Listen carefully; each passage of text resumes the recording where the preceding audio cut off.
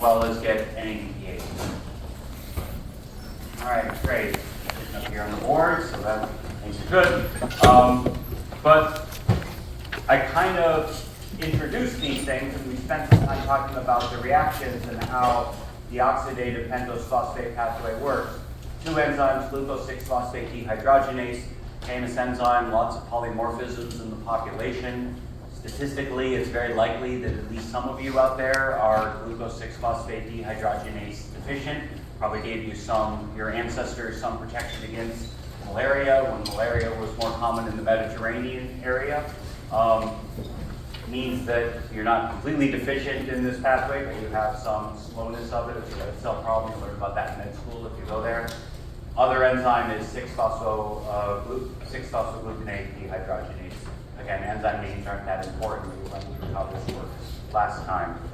This is effectively thermodynamically in cells, can only really occur in the direction to make ribose. So if the cell needs both ribose and NADPH, it can use the oxidative pentose phosphate pathway. If it needs only NADPH, it can use the oxidative pathway and then send the carbon back into glycolysis for use, maybe E or for other things.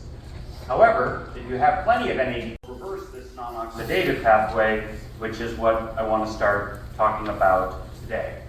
So what is this non-oxidative pentose phosphate pathway? It's basically what you learned last time from Professor Ringel. It's ways to interconvert 5-carbon sugars, ribulose, cellulose, ribose, with 3 and 6-carbon sugars, fructose, glyceraldehyde, etc. Now, this uses, as you heard from Professor Ringel last time, the chemistry that's used here is transketolase and transalbulase. Transketolase can move 2 carbon units from a ketose to an aldose. Transalbulase can move 3 carbon units from a ketose to an aldose. I want to stress that the names are not helpful, okay? They both involve moving carbons from a ketose to an aldose, okay? The names come from transalbulase has an aldolase-like mechanism, and transketolase was some old biochemist's, fancy way to say this. Now, this is how you can do these 2 and 3 carbon swaps to make a pathway like this work. As you saw last time, the Calvin cycle is the more confusing, harder thing to solve. It turns out that there's also a puzzle, but this one has a much more straightforward solution. But I also want to stress that, like the Calvin cycle, this is not a linear path, right? This is not the cells sitting out and I got to do this first and that first. These are all reactions happening at equilibrium. So the way this pathway, the non-oxidative pathway, is going to run is that if the cell is pulling ribose out of the system, well, then it will suck carbon from glycolysis over to fill up that ribose hole. If you're accumulating ribose, it'll flow downhill in the other direction, so that carbon ends up back in glycolysis. All right? Okay, so first let's just go through to show you that this can work. All right? So if we start here with the ribulose 5-phosphate, all right? I'm just going to abbreviate ribulose as rib-5-phosphate here. And if I start with 3 of them, okay, this is a 5-carbon sugar, so that is 15 carbons total. All right. Now if I take that ribulose and I turn 2 of them into the ketose, all right, so I'm going to use a epimerase to turn it into the ketose cellulose 5-phosphate. Okay, so this is a ketose, a 5-carbon ketose. All right, and I do this with 2 of them. And I take one of these and I use isomerase to turn that into ribose 5-phosphate. Okay, so this is the 5-carbon aldose. All right, and if I start with those, so now I still have 3 5-carbon sugars on the top, 1 5-carbon sugar on the bottom, still 15 carbons. All right, so one thing I can do, so here I have a ketose and an aldose. So if I carry out a transketolase reaction, okay, so transketolase reaction, that's going to move 2 carbons from the ketose to the aldose. So what am I going to have? I'm now going to have a 7-carbon ketose, all right? 5 plus 2 is 7. 5 minus 2 is 3. Okay, so I'm also going to have a 3-carbon aldose. All right, now if I do a transaldolase reaction, okay, so now I'm going to move 3 carbons from the ketose to the aldose. All right, what I'm going to get then is shorter aldose. Okay, so now I have here a 4-carbon aldose and a 6-carbon ketose.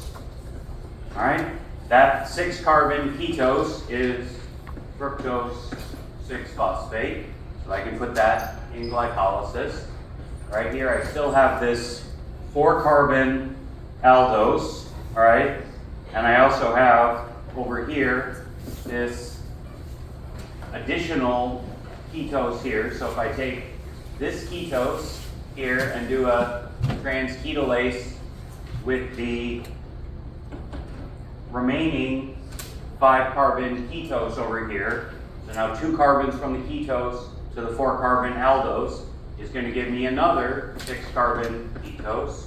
All right, that's a fructose 6-phosphate, as well as what's left. If I take 2 off of there, there's 3 left, a 3-carbon aldose, which is glyceraldehyde 3-phosphate. Okay, so what do I have? 6 plus 6 is 12, 13, 14, 15. Still have 15 carbons total. All right, so just from straight, I had to do 2 transketolase and 1 transaldolase reaction involving 3 5-carbon sugars. And I get 2 6-carbon sugars and a 3-carbon sugar out the other side. I pre-drew this up here so I can actually review this with you quickly and show you how this works. So we'll start over here at glycolysis, and we'll move in that direction. There I started on the 5-carbon end and moved towards 3 and 6-carbon end. Again, it's the same stuff, okay? But let's start with a fructose 6-phosphate and a glyceraldehyde 3-phosphate. All right, so if I carry out a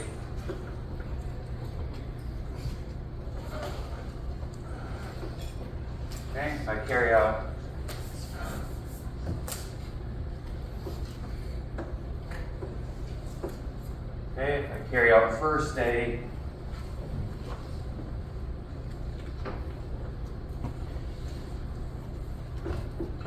transketolase reaction between fructose 6-phosphate and glyceraldehyde 3-phosphate. All right, what am I going to get? I'm going to move 2 carbons from here. All right, so that's going to leave me with the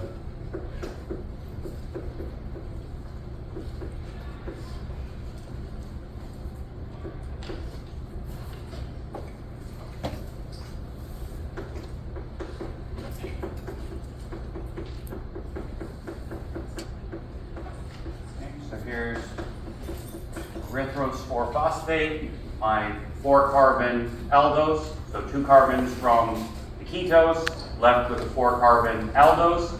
Those 2 carbons end up on glyceraldehyde 3-phosphate, okay? And so what do I get? I get move it all the way over here. This is going to give me a xylulose 5-phosphate, okay? I have this erythrose 4-phosphate here that was generated from this part of the reaction. If I take that erythrose 4-phosphate, and again, now I do a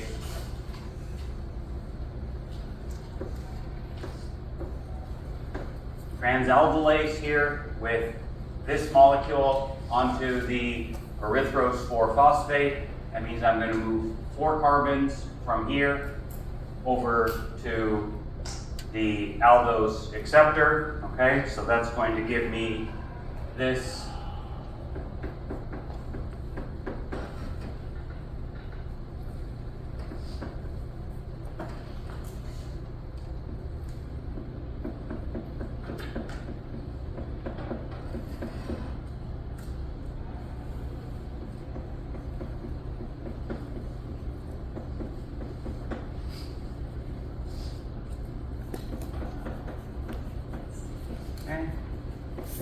acetoheptulose 7-phosphate, okay? 3 carbons off of here, onto 4 carbon sugar there, transaldolase reaction.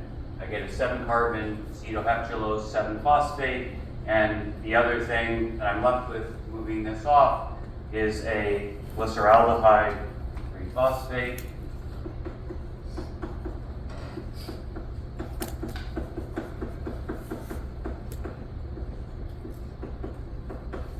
Okay, now I'm going to do from this here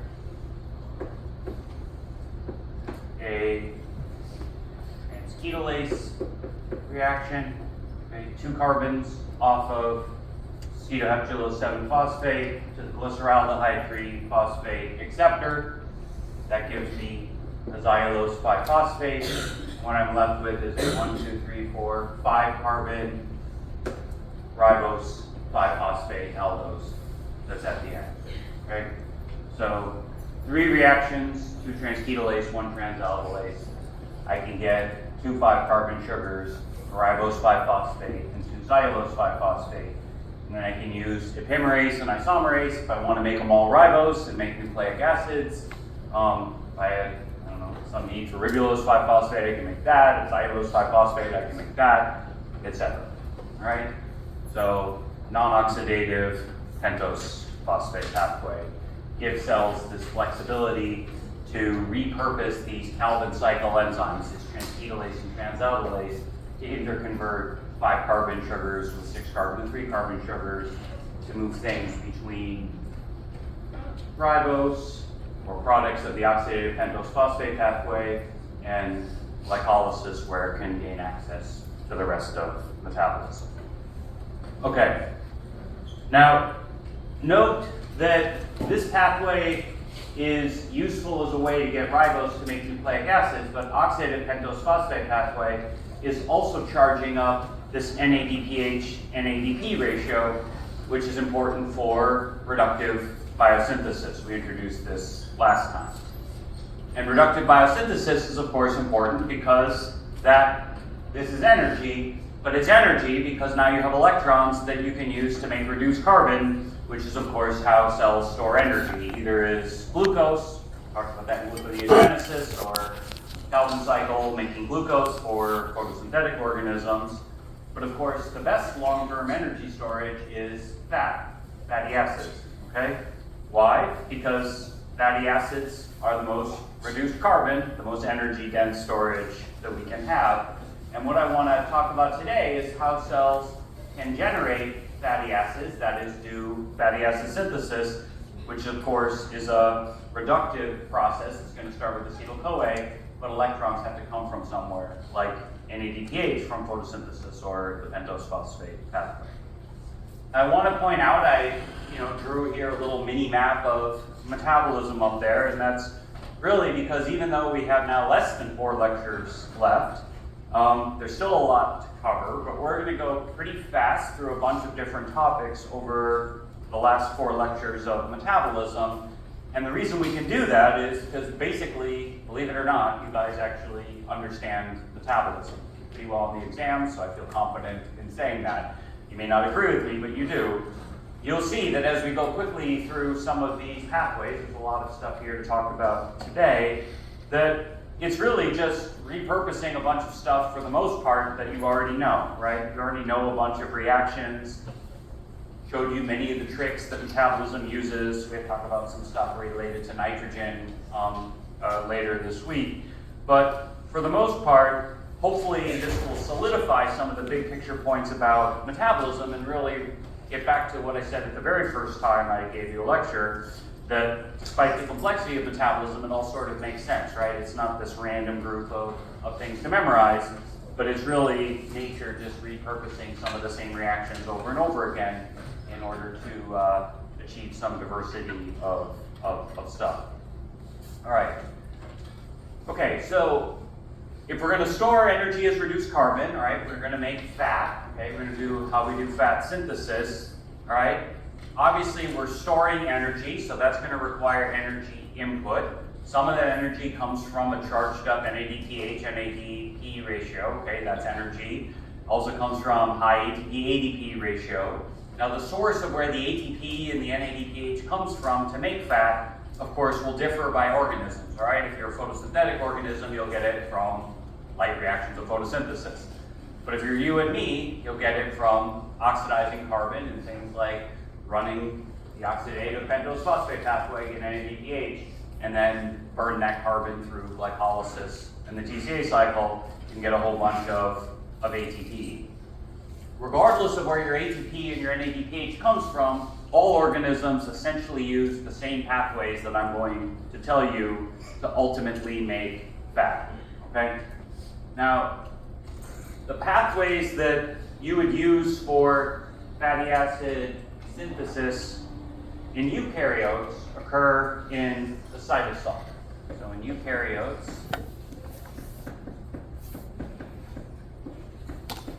fatty acid synthesis is in the cytosol. Now at some level, that makes sense, because where's fatty acid oxidation? Where's that occur? Mitochondria, someone mumbled that, okay? So fatty acid oxidation occurs in the mitochondria, synthesis occurs in the cytosol. That makes some sense. You want to keep metabolism and anabolism separate, okay? So you put them in different compartments. Now you make fatty acids from acetyl-CoA. I've alluded to that a number of times, right? That's why most biological fatty acids have an even number of carbons, because you build it from 2 carbon units. All right, and basically the logic of this is we're just going to link a bunch of these 2 carbon units together to make a longer acyl chain. That's going to cause energy, right? I'm fighting entropy, so we've got to pay some ATP for that. And then we're going to come and reduce it with NADPH.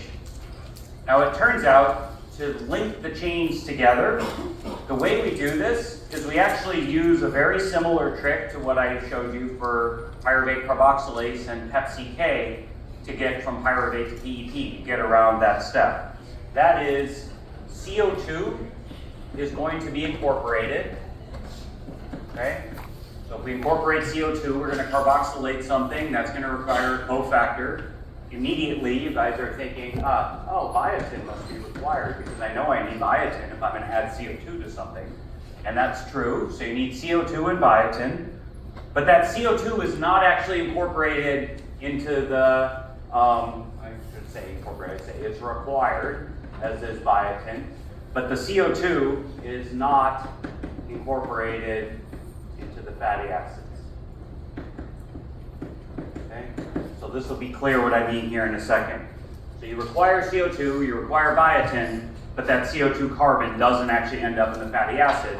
And that's because we're going to use energy to carboxylate the biotin, same as you saw for pyruvate carboxylase, and then use the energy of decarboxylation to build the chain. Okay? Similar to how PepCK allowed you to get to PEP. Now, it turns out that mammals, us, humans, we do this, much of the steps of fatty acid synthesis, using some giant polypeptide multifunctional enzyme called fatty acid synthase, often abbreviated FASN. Okay, so this is some gargantuan protein that has multiple sites on it. Okay, fatty acid synthase. Plants and bacteria turn out, break this into a whole bunch of little separate individual, separately gene-encoded polypeptides that have all the exact same enzyme activities to catalyze each step. All right? So we use one giant enzyme, plants and bacteria use a bunch of enzymes, but the steps are the same. But in all cases, it turns out that the growing acyl chain, that is the growing fatty acid, doesn't grow on a CoA molecule. All right, remember we use fatty acyl CoAs when we were breaking down fatty acids. All right, you don't use the CoA here. Instead, you use a 9 kilodalton polypeptide called acyl carrier protein.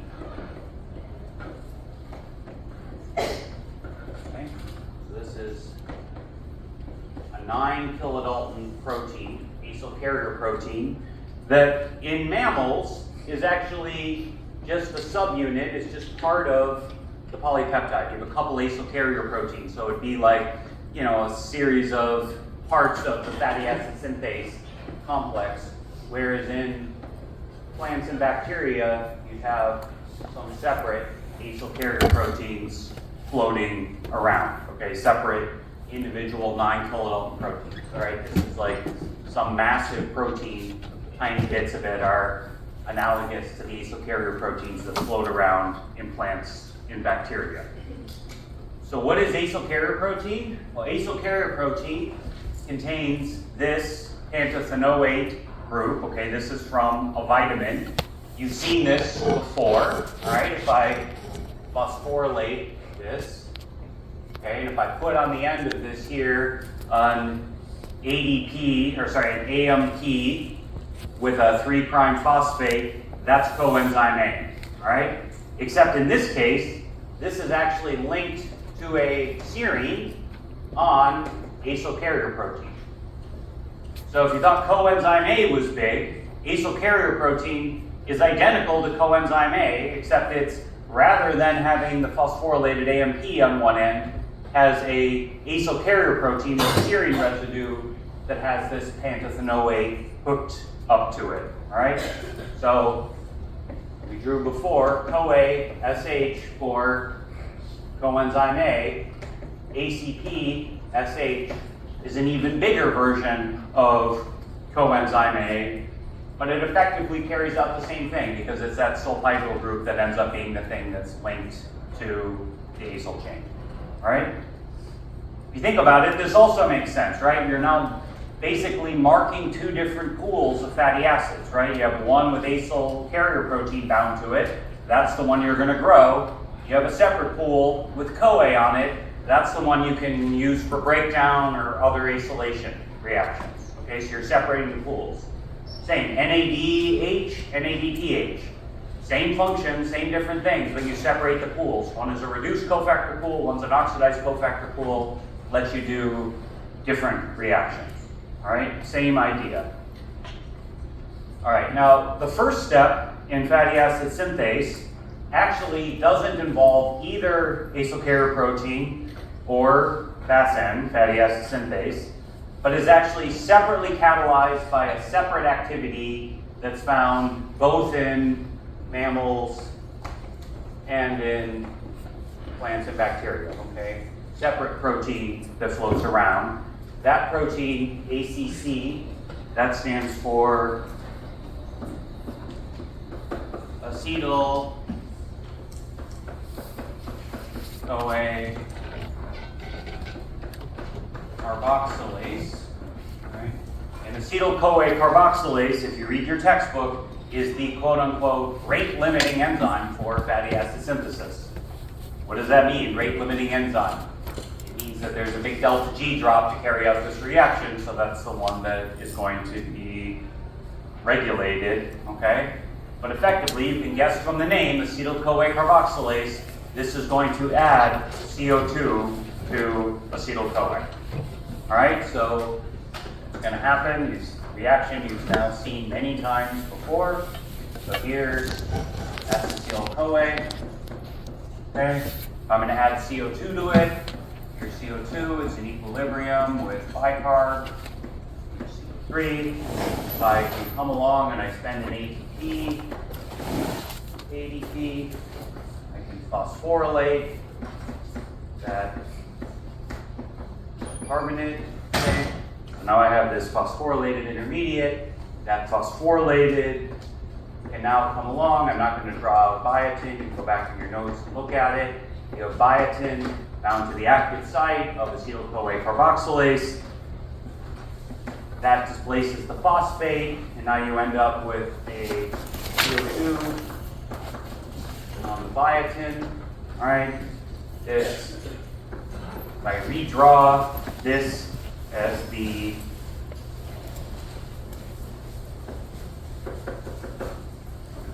quote-unquote enol-like form. Okay, now we can, okay, that'll regenerate the enzyme active site biotin, and And what do we end up with? Is we end up with a carboxylated acetyl-CoA. Okay, so carboxyl group on the acetyl-CoA. This is called malonyl-CoA. Okay, so there's malonyl-CoA, which is made by acetyl-CoA carboxylase. The reaction I just showed you is identical to the pyruvate oxaloacetate that we showed, pyruvate carboxylase reaction in gluconeogenesis. Now it turns out malonyl-CoA is the substrate for fatty acid synthase, okay? And so fatty acid synthase, all right, so FASN, I'll tell you how it works in mammals, okay? So on the giant FASN protein, it turns out that this has two acyl carrier protein domains with this anthocyanate bound to it. All right, and what will happen is that you will exchange onto those different domains. So say the top one will come along and you'll have malonyl-CoA, that'll release the CoA. Now you'll have the malonyl ACP, and at least to get started, the bottom will start with an acetyl-CoA. Okay, it'll come on, release the CoA. Now you'll have an acetyl ACP. All right.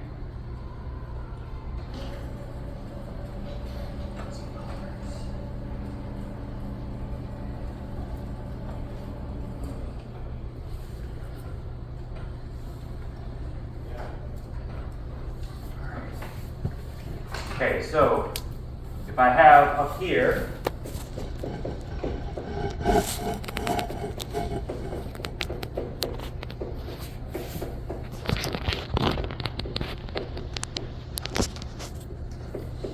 I'm just going to call one of these ACPs the top site.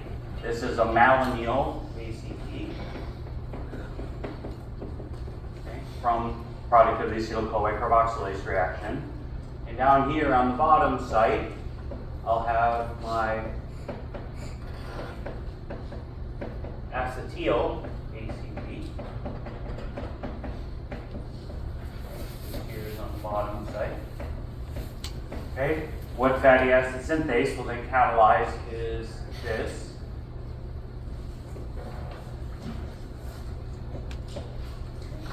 So what do I get?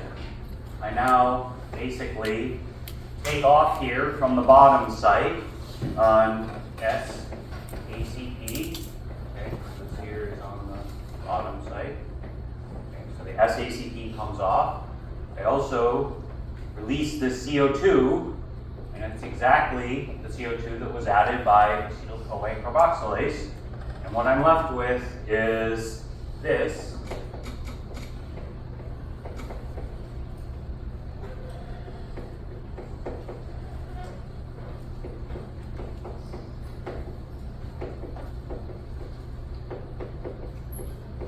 On the top site, I now have this 4-carbon acyl chain where I've stuck two acetyl-CoAs together. All right, so what can I do next? Well, next I can come along and I'm going to reduce that carbon. If I reduce that carbon, I use NADPH. I've seen this reaction a billion times. All right, that'll give me a hydride ion. Okay, and so then what I have next is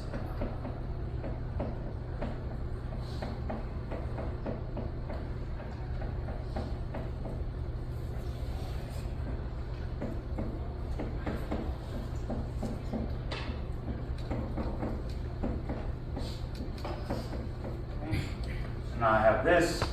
Next step is I'm going to dehydrate this.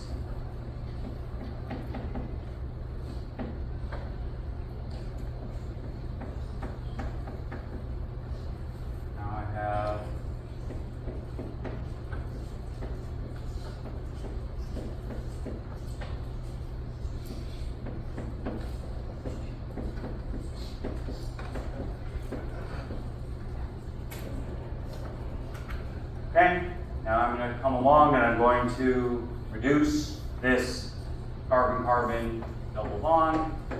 Again, NADPH.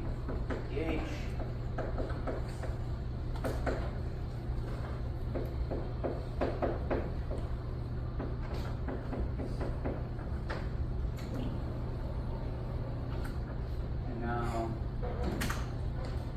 what I have is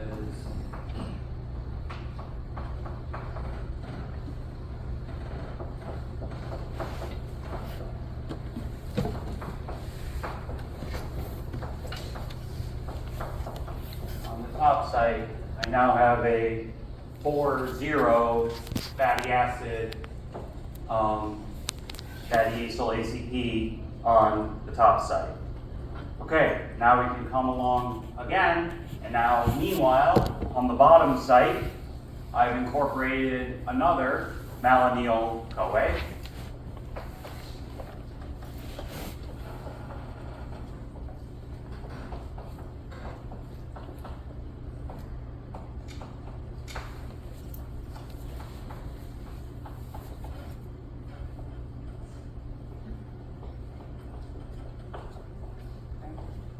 My malonyl-CoA.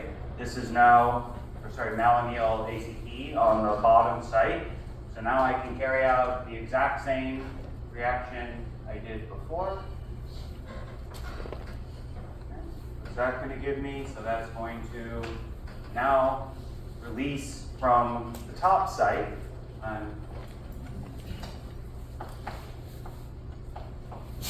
The acyl carrier protein from the top site.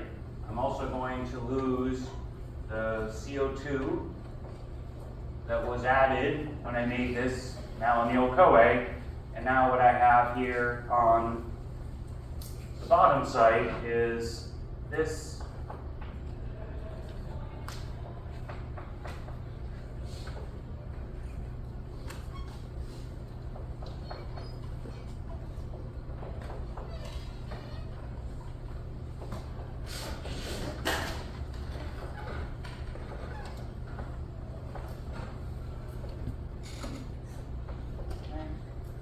this 6-carbon unit. I can now come along and I can do 2 reductions with NADPH, release of water, exactly the same thing. I'm not going to draw it all out again, and now I'm left with a 6,0 fatty acid, or 6,0 fatty acyl ACP.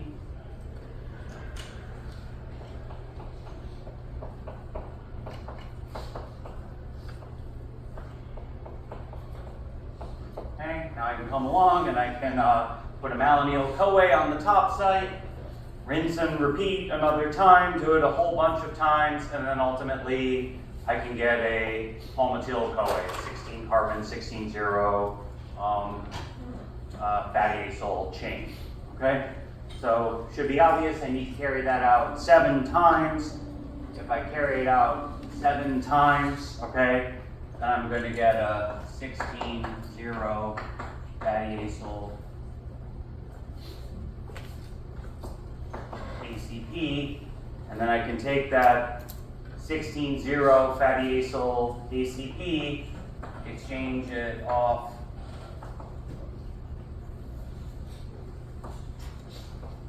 for a CoA, and then I can get a 16,0 fatty acyl CoA. And if I want to make that, obviously I need to run 7 cycles on fast N. So each cycle, okay, so each cycle is going to be 2 NADPHs. It's also going to be 1 ATP in order to make malonyl-CoA. In order to add it, the one on the end doesn't count, that acetyl-CoA. I'm still stuck with that acetyl-CoA in the end. So that means if I'm making a 16-carbon fatty acid, 16,0 fatty acid, I got to do this 7 times. So 2 times 7 is 14 NADPH, and 1 times 7 is 7 ATP. to make the 16-0 fatty acid, because I'm going to need 7 malonyl-CoAs, and I'm going to have to run this cycle 7 times, okay?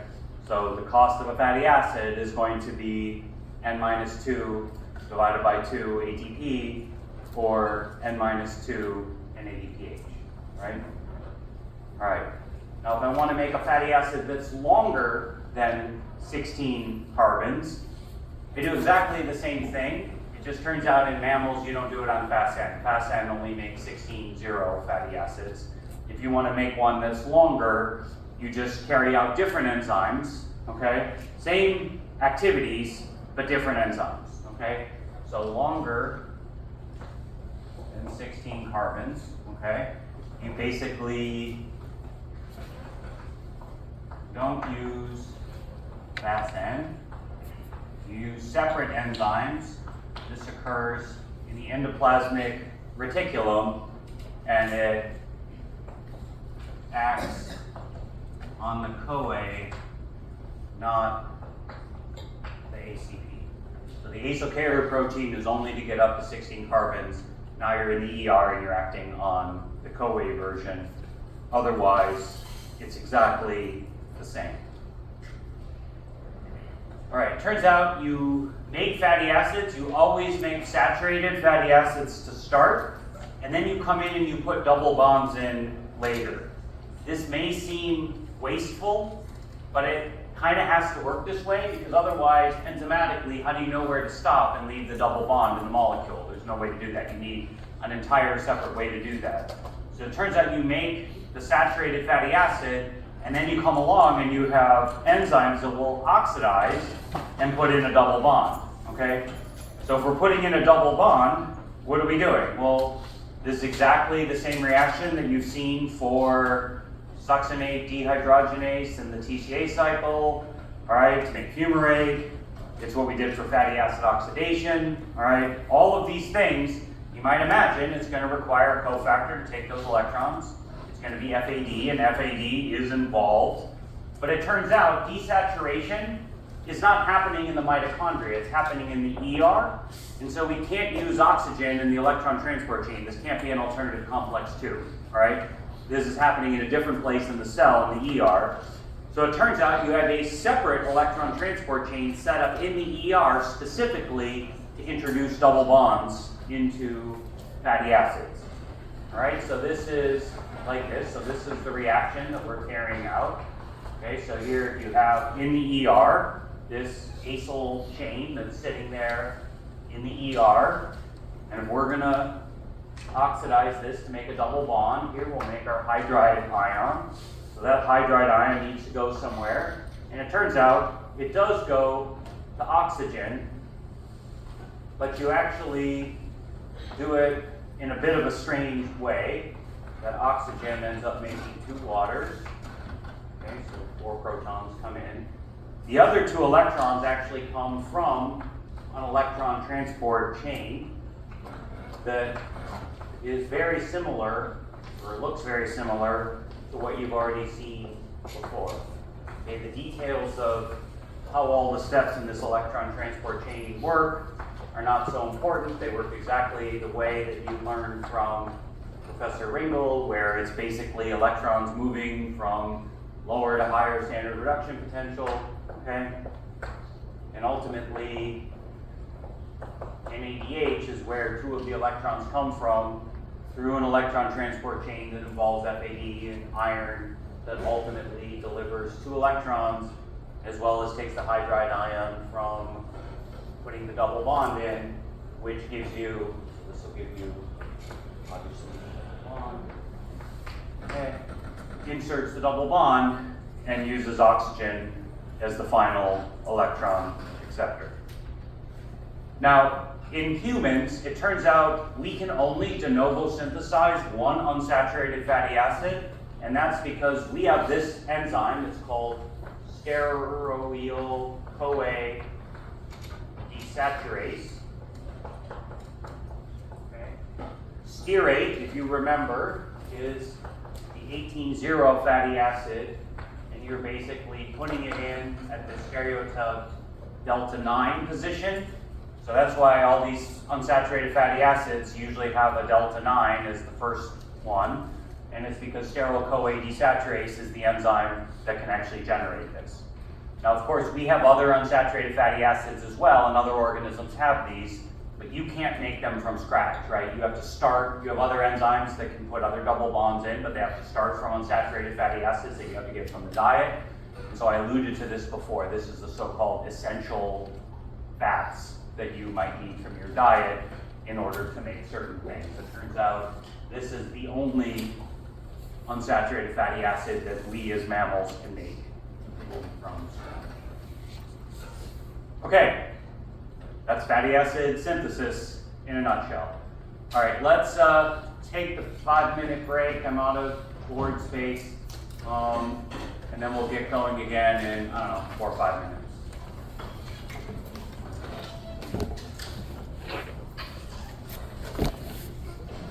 I want to turn to next is a quick discussion, or not, maybe not that quick, but important discussion around compartmentalized metabolism, but also try to tie this back to the big picture of what's going on. So, a bunch of stuff happening in the mitochondria, pyruvate dehydrogenase, fatty acid oxidation, TCA cycle, but a bunch of stuff in the cytosol too. Fatty acid synthesis, obviously glycolysis, gluconeogenesis, ethanol, acetate metabolism, right? These things are happening in different compartments.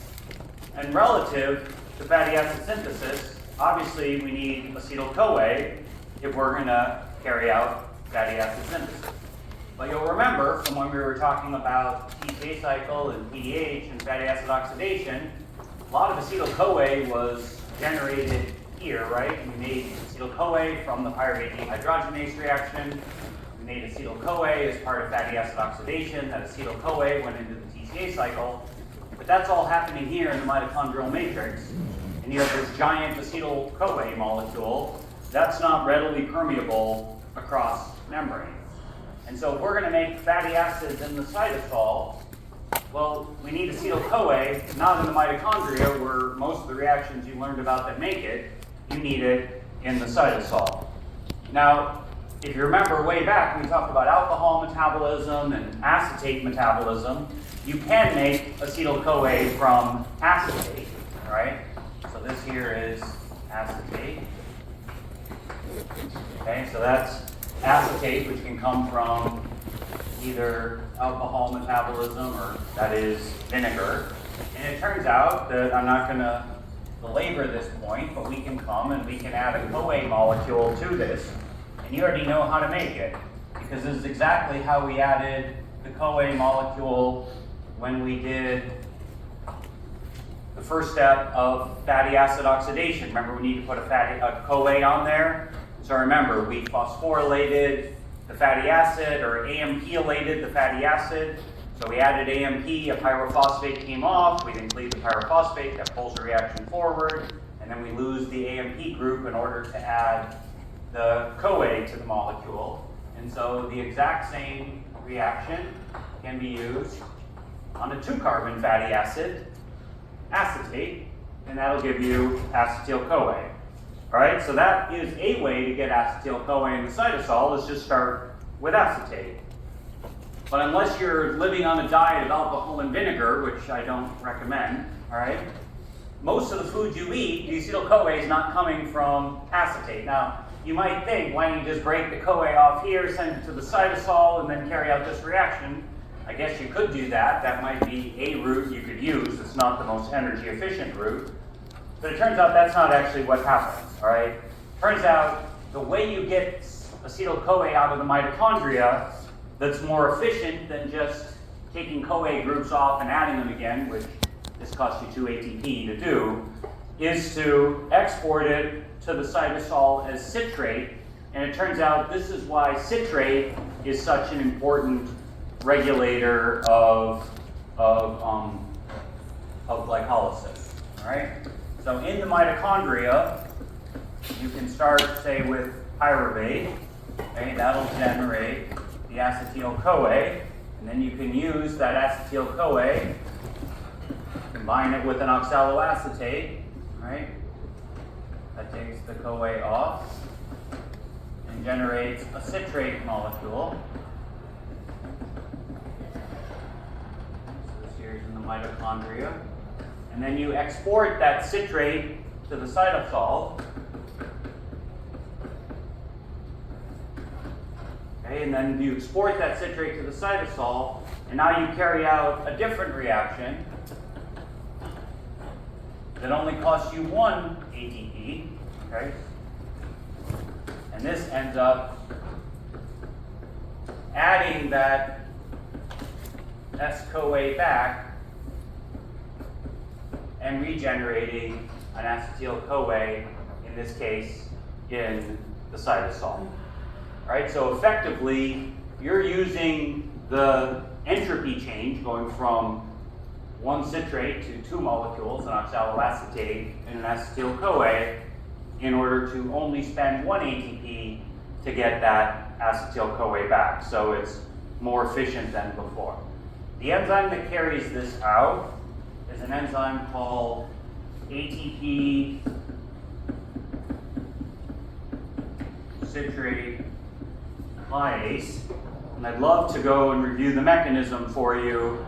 It's effectively a mechanism you've seen before. It's very similar to what I would show over there, right? It's basically acetyl-CoA synthase from acetate, or putting the phosphate onto CoA molecules. Similar thing, except you only lose 1 ATP this way because you can use entropy to pull the reaction forward. The ATP citrate lyase. So effectively you use citrate as a way to get acetyl-CoA to the cytosol. And so that's why moving citrate out of the mitochondria ends up being this regulator of some of these other things like glycolysis and gluconeogenesis that are happening in the cytosol. Now obviously if you're going to pull citrate out of the TCA cycle, your TCA cycle is not going to work anymore, right? That's cataplerosis. We need anaplerosis. But we regenerate here in oxaloacetate. So all we have to do is get that oxaloacetate back into the mitochondria, and now I've created another cycle that I can run that's effectively just exporting acetyl-CoA from one compartment to the other. Now it'd be simple if oxaloacetate just simply flowed back in, but it doesn't, okay? But it can go through things like the malate aspartate shuttle, which I know you heard about from Professor Ringel. But I guess I just want to say a couple things about this, and then I'll give you one route by which you can get it back to point out how metabolism can take a bunch of reactions that you already know about and repurpose it in a way to do something efficient, like make fat. Now obviously you're not going to turn this acetyl-CoA into fatty acids unless, because that's storing energy, unless you have a lot of ATP. So you're only going to export ATP or citrate if you have a lot of ATP. Totally makes sense, right? If you have a ton of ATP, TCA cycle is going to be turning slower. Citrate's going to build up. Send the citrate to the cytosol. Use that to generate acetyl-CoA to make fat. All right? Might as well also stimulate gluconeogenesis because, then we can have citrate stimulate gluconeogenesis. And you look back in your notes, it's an allosteric regulator of fructose FPPase in gluconeogenesis. You also want to slow glycolysis. Plenty of ATP, the tank is full, you're spilling citrate into the cytosol. Citrate feeds back, turns off phosphofructokinase. All right? Now in our options to return oxaloacetate, well obviously you could just take that oxaloacetate and do gluconeogenesis with it, that's an option. But of course, if we're going to keep exporting acetyl-CoA, we need to get something back in for anaplerosis. And so there's a bunch of ways you can do this, but one enzyme that I want to introduce you to that's useful in this respect is an enzyme called Malic enzyme. And what Malic enzyme is it's an alternative way to basically deal with oxaloacetate as a way that allows you, rather than just carry out the redox reaction between oxaloacetate and malate, it's basically taking oxaloacetate and turning it into pyruvate, which gives you a way to make NADPH. All right, so let me show you what I'm talking about. So this here is malate.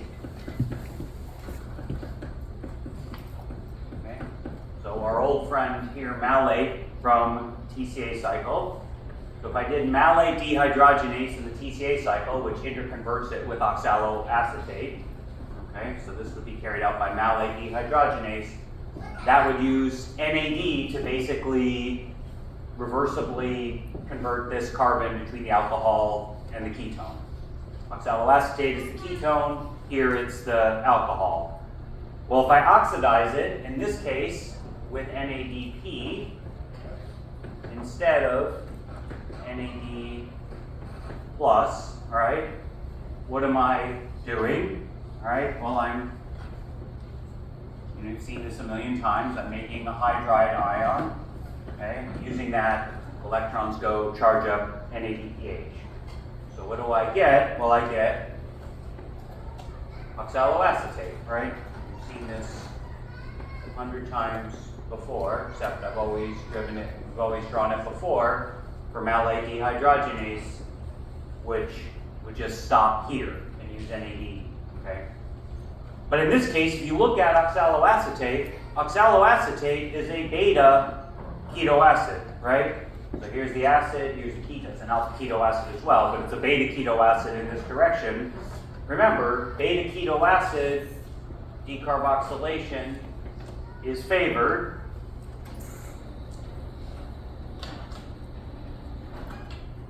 because what have we generated? We've generated this molecule, which is enol pyruvate. Remember, enol pyruvate really wants to be the ketone. Okay? So that favors generation of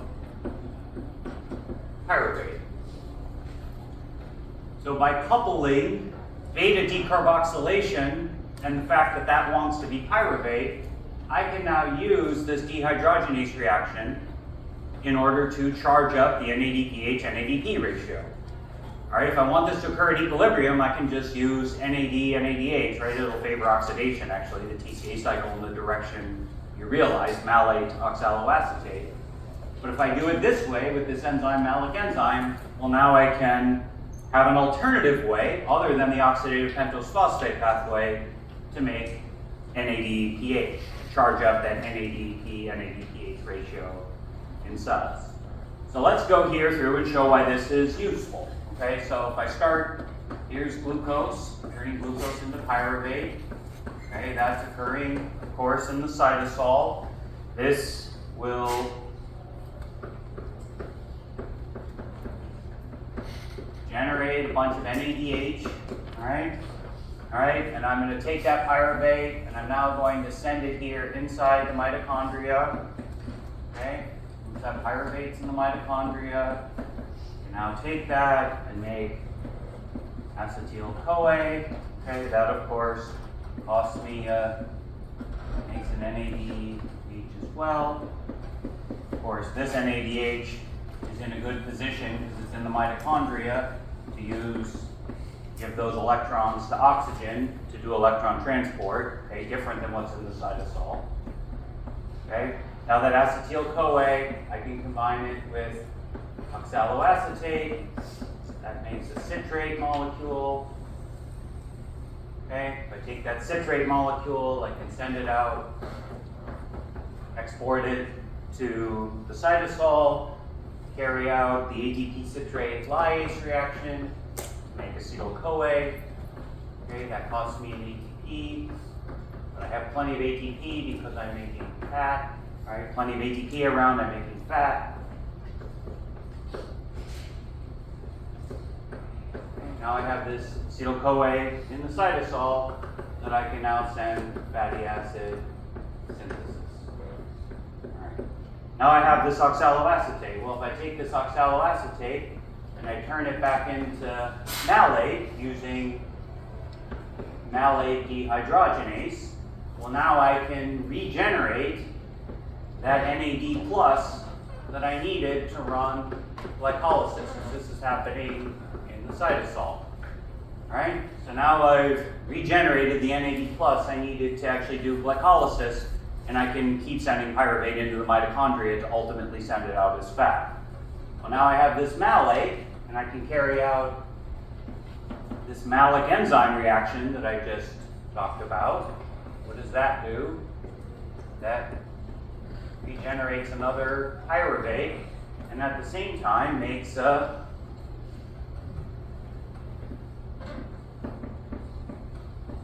NADPH, which is useful for me to do fatty acid synthesis with. Now I take that pyruvate, I can send that pyruvate back into the mitochondria, and then I can use basically phosphate ATP. I can carry out the pyruvate carboxylase reaction to regenerate oxaloacetate, and now I've basically drawn out for you a cycle that allows me, under conditions, I had to spend an ATP here, I had to spend an ATP up here, but for the most part, at least I've balanced my NADH usage in the cytosol, made an NADPH, got an acetyl-CoA, which is good for fatty acid synthesis. This is like a common cycle that's often described for fatty acid synthesis. You don't need to memorize this cycle, okay? The point isn't to memorize a bunch of random cycles, but it's just to point out I took a bunch of activities that you already learned about, or I just told you about, and makes sense based on stuff that you already knew about. And I can draw basically pathways and reactions and ways to mix and match different things that allow the cell, in this case, if it has plenty of ATP and it wants to synthesize fat, can actually do so in a way that balances all the electrons and makes some energetic sense, right? And this is the point. You have that subway map of metabolism that looks so complicated with arrows flowing everywhere, and of course that's what's happening. But it's really, the cell has a million different pathways that it could use, and these then would all be regulated in cell type and gene-specific ways to allow metabolism to do things that are ultimately useful for the cell. Okay. But some of you are going to take the MCAT. I love you guys. So I want you to know when you take the MCAT, when I ask you questions about regulation of fatty acid synthesis, it's very simple. So I'll just tell you what they are. All right. So 2 things you should know. All right. So you only want to make fat if ATP-ADP ratio is high and there's citrate in the cytosol. So the 2 enzymes that are regulated are FASN and ACC. All right. FASN is activated by citrate. Okay, so if citrate is high in the cytosol, you're going to activate FASN. All right, if AMP is high in the cytosol, that means you don't have enough ATP, you're going to inhibit acetyl-CoA carboxylase. You're also going to inhibit acetyl-CoA carboxylase if you accumulate high levels of palmitoyl-CoA. So 16-0 fatty acyl-CoA. That's it. That's what you can memorize for the MCAT, right? But it makes sense, right? If you don't have enough ATP, you don't have substrate, citrate being the source of most acetyl-CoA in the cytosol, don't try to make that out of it. All right, I want to make a quick comment about using fatty acids to make lipids, okay? And this is just to remind you that, remember, I forgot to do the polling question, sorry. Yeah, this is a great time for review. How many ATP and NADPH molecules are needed to make an 8-0 fatty acid? What do you guys think?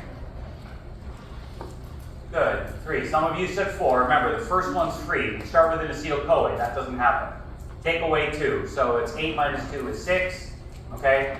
6 NADPH, 2 per acetyl-CoA added, and 1 ATP for acetyl-CoA added. Okay, so that's the right one. All right, perfect.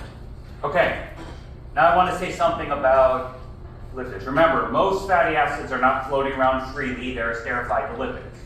And so if it's for energy storage, we're going to store them here in lipid droplets. Remember our so-called triacylglycerides are our neutral lipids. All right? We also talked about, both with Professor Yaffe and Professor Ringel, when she talked about membranes, We also have a bunch of polar lipids, right? These are our membrane lipids, our phospholipids, and our other things, okay? Need to make those too. These are things, lipids to do nerve conduction for my course 9 people out there, all right?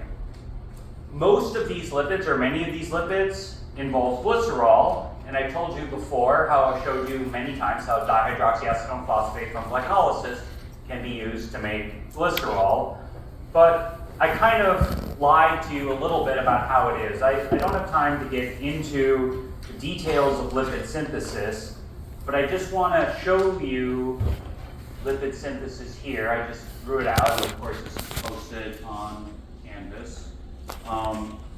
Just to make the point that lipid synthesis pathways are expensive. We don't have to spend a lot of time here. You guys don't have to memorize this in any way. I'm just showing you that this is a pathway for synthesis of both triglycerides as well as this gives you a phosphomonoacylglyceride. You can esterify another fatty acid to it from a fatty acyl-CoA. This now gives you phosphatidic acid or a phosphodiacylglyceride.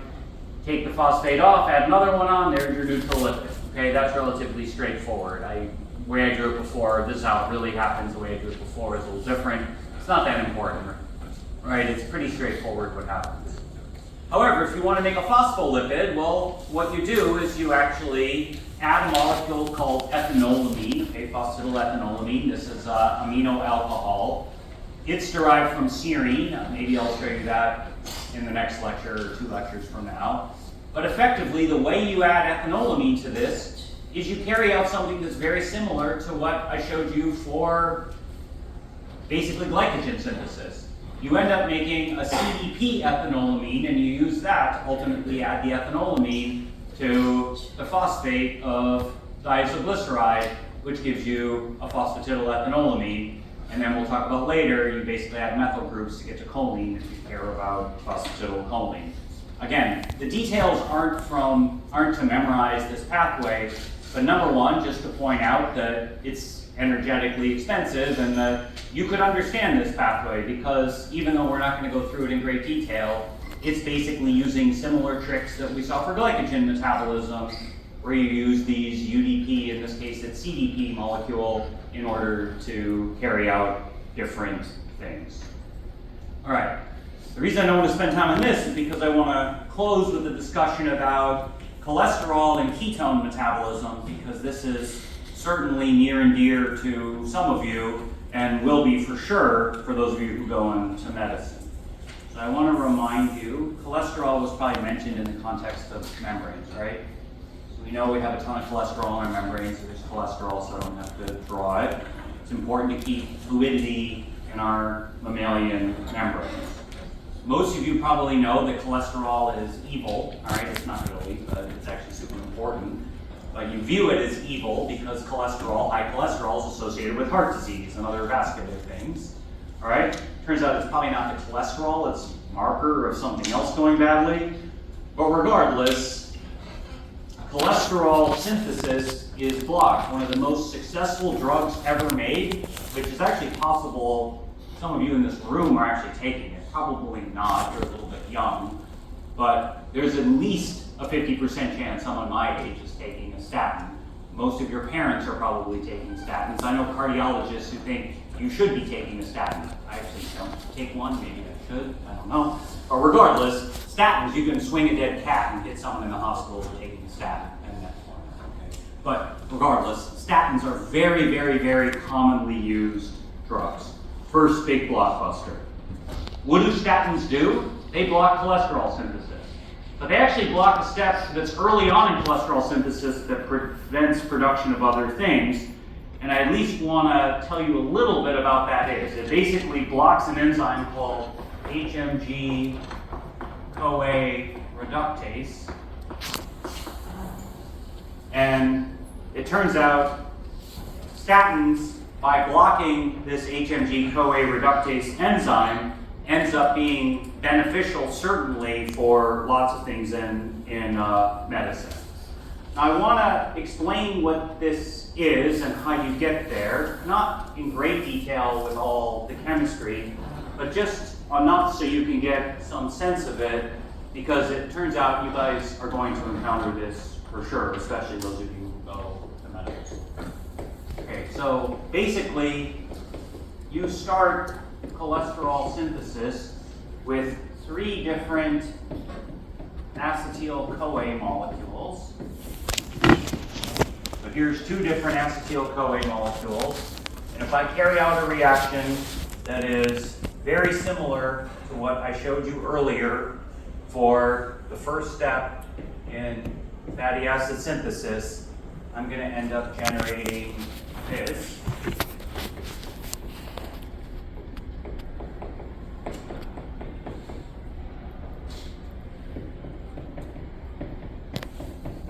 Okay, which is acetoacetyl-CoA. All right? Now if I come here with this acetoacetyl-CoA and I add another acetyl-CoA, another acetyl-CoA,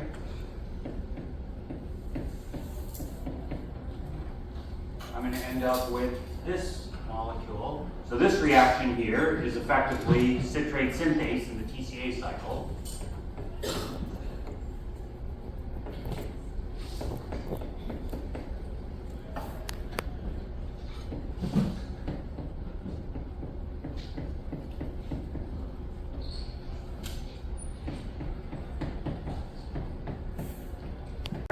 Gives me this. This is HMG hydroxymethylglutarol, doesn't really matter, CoA. And it turns out HMG CoA reductase, okay, what statins block, is effectively what I'm going to do is take the CoA molecule off. This is an acid. I'm going to reduce it twice. So 2 NADPHs to reduce it twice, okay, taking off the CoA group. And what I'm left with is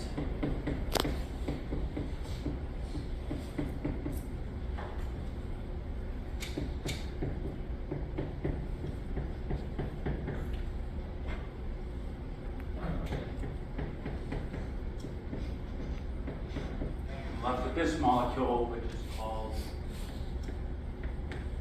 mevalonate. And so really, HMG CoA reductase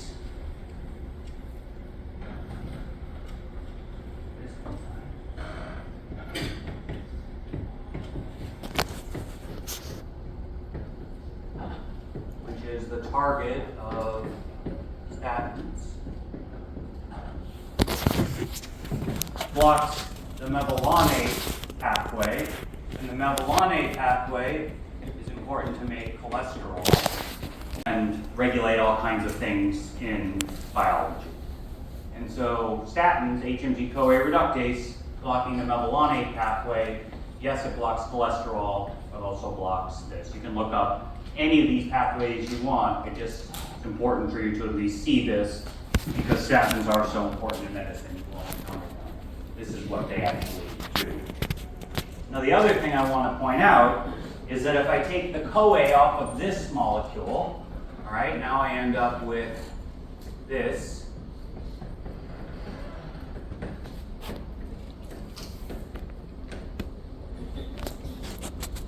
Okay, acetoacetate, all right.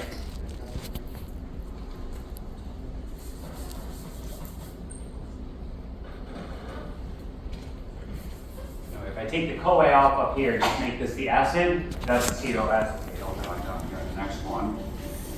And I want to talk about acetoacetate because acetoacetate is what is the basically starting ketone that you guys will find. So here, this is acetoacetate. How many of you are following a keto diet? Some of you might even admit it. What is a keto diet? High protein, low sugar, right? You guys, okay, that's actually not a real keto diet. A real keto diet is pure fat. It's disgusting, okay? Why? Because you have to stop gluconeogenesis. Remember, if you eat nothing that can be turned into gluconeogenesis, which is protein too, okay, protein is substrate for gluconeogenesis, you'll see that in a couple lectures. All you have is fat to break down, that's the only thing you eat. It turns out blood glucose falls too low, your brain doesn't like that, and so now you switch to ketone metabolism. Ketone metabolism is your liver can't keep blood glucose high enough, so it starts making acetoacetate, because you can make this from 2-acetyl-CoA. This is the so-called ketone body. Acetoacetate, this is a beta carboxylic acid. What happens if I undergo beta decarboxylation? Okay, I'm going to go to the enol. I don't have time to draw that. Okay, but you're going to end up with this molecule, which is acetone. Acetone is fingernail polish remover, so many of you guys know what this smells like. It doesn't smell very good. If you smell this on your patients, that's bad, because it turns out patients in diabetic ketoacidosis, because they don't have any insulin, and so they effectively, their body thinks they're insulin starved, make a ton of acetoacetate, so much of it that it spills over, does spontaneous beta decarboxylation, and they smell like acetone. That's a really, really bad thing. To prevent this from happening, it turns out the body will reduce that ketone, okay, NADH, NAD plus, and what do I have then instead? I have this molecule, it's an alcohol now. This is the ketone that most of you have probably heard of, called beta-hydroxybutyrate. And this is actually what circulates around your body as the ketone. You lose weight on this, the keto diet, supposedly because this suppresses appetite, is probably how it works.